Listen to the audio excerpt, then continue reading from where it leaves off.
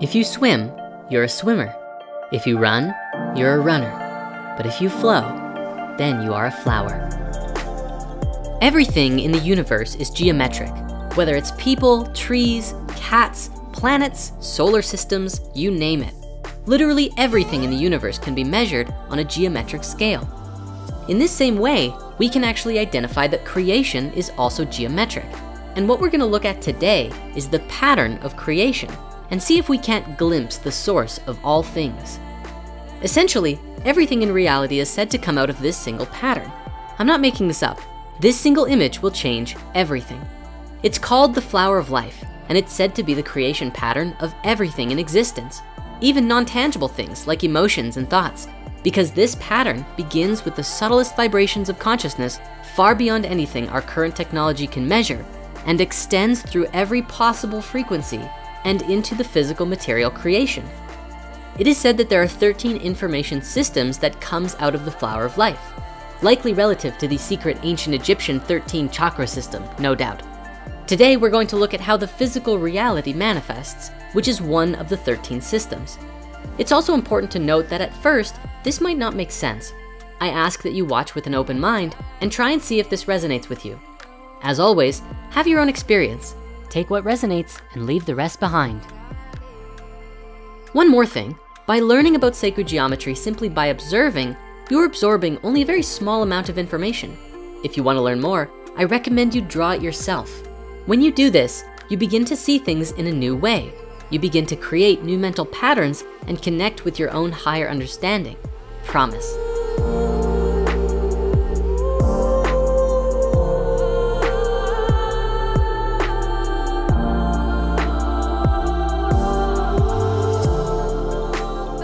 The flower of life has been known around the world throughout history.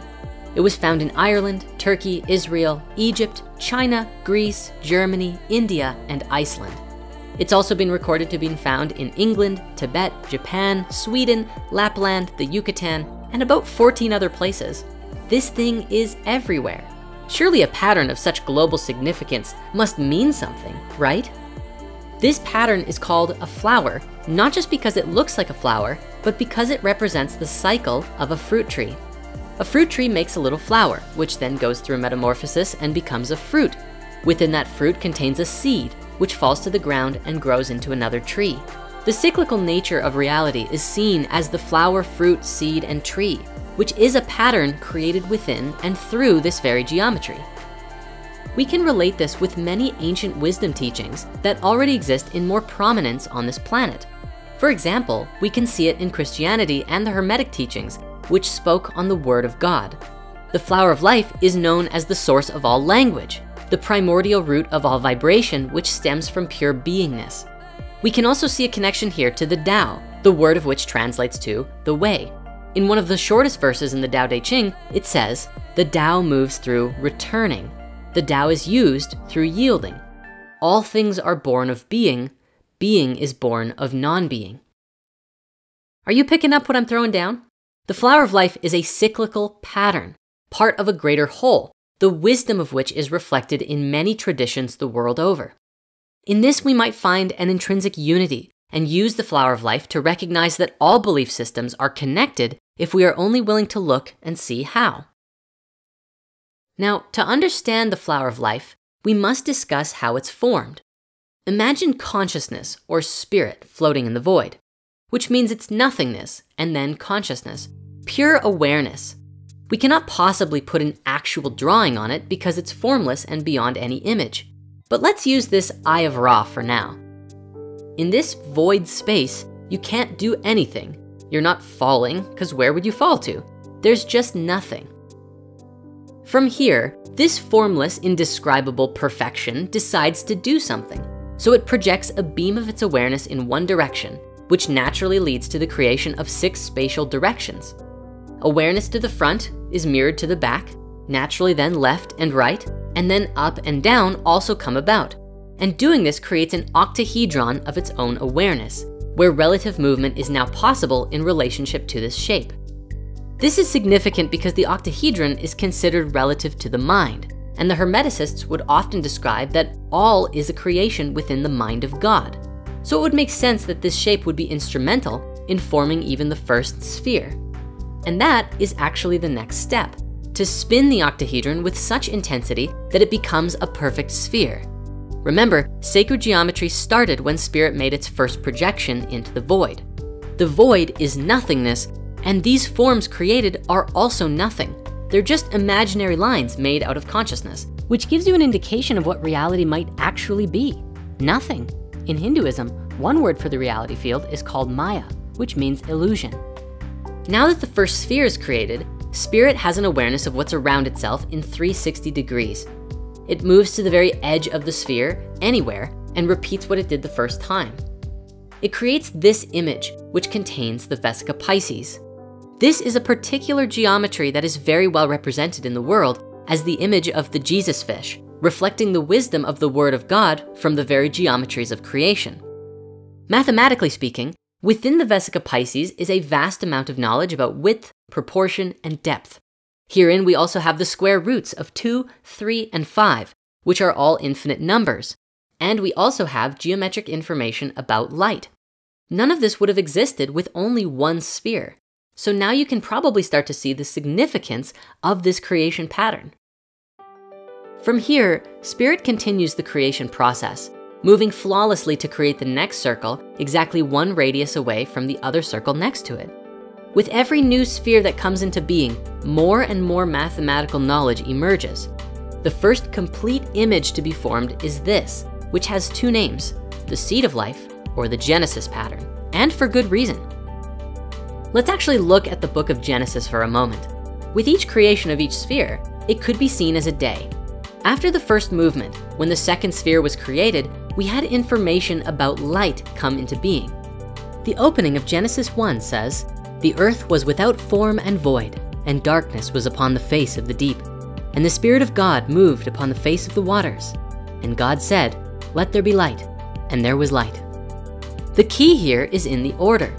The movement happened first, then light happened immediately after, just as we saw with the formation of the seed of life. And we're not even done. Within this Genesis pattern, after the third sphere is created, you now have the pattern known around the world as the Holy Trinity, depicted in literally countless churches. It's also written in the Bible that on the 4th day of Genesis, exactly 1/2 of creation was completed. Starting from the first motion, exactly 1/2 of the circles were formed on the 4th day. Now when we get to the 6th day, a geometric miracle takes place. The last circle forms a complete 6-petaled flower. The Bible even says that creation was formed in 6 days, and this fits exactly. You see, this is the pattern of Genesis, and thus we may call it the Genesis pattern, which is also the beginning of the creation of reality as we know it. Now, as we discussed briefly, the pattern of the flower of life is a living one, not static. And so as you continue to develop it, the seed of life develops a tree of life, which produces a flower of life, and the fruit of life emerges therein. The tree of life is a very interesting concept known around the world by countless traditions, depicted sometimes as a tree, sometimes as a geometric structure, and sometimes as a collection of dimensions or worlds in which our physical reality is one of them. The tree of life is outside of any race or religion and may be considered one of the oldest belief systems on the planet, describing how all of life and creation are interconnected as branches or roots of a great tree. And on that subject, I'll do a bigger video about this at some point, but for now, let's move on. Along with the flower, fruit, seed, and tree cycle, the flower of life also yields a 5th image, which is called the egg of life. This is a very significant form that is relative to your physical body. We discuss it in our spirit science video called Power of the Heart, where you can see how your very existence began with the egg of life when you were just a clump of cells in the Anunnaki test tube. I mean, your mother's belly. Check out our video called Power of the Heart to learn more. But for now, before we run out of time, I wanna show you something really cool. Now, all around the world, the flower of life was most often depicted as being completed after 19 circles. Why that number specifically? Well, in biology, we have this protective layer that surrounds most eggs called the zona pellucida, which is like a protective boundary layer that functions for a time. And these bigger circles around the flower of life are like the zona pellucida of the flower of life. If we remove these and add the final missing circles, you get this, the fruit of life. It is said that this pattern of 13 circles is one of the holiest, most sacred forms in existence. It's called the fruit because it is the result, the fruit from which the details of the fabric of reality were created. Remember in our previous video about masculine and feminine energy and how we discussed masculine energy moves in straight lines and feminine energy moves in curves? Well, this image so far is all curves, baby. But when you combine straight lines with these curves, you get a very complex image known as Metatron's cube. Metatron's cube is significant because it bears within it all 5 Platonic solids, which are legendary shapes discovered by the Greek philosopher Plato several thousand years ago. The 5 Platonic solids all have very specific characteristics by definition. First, all of its faces are the same size. Second, the edges are all about the same length. And third, it only has one interior angle between each face. What's more, when put inside of a sphere, all of the points will touch the edge of the sphere perfectly. With that definition, there are only 5 shapes that fit that description. These are the dodecahedron, the tetrahedron, the octahedron, the icosahedron, and the hexahedron. These 5 shapes were considered by the ancient alchemists to have an elemental aspect to them as well. The tetrahedron was considered fire, the cube was earth, the octahedron was air, the icosahedron was water, and the dodecahedron was ether. The sphere itself was voidness.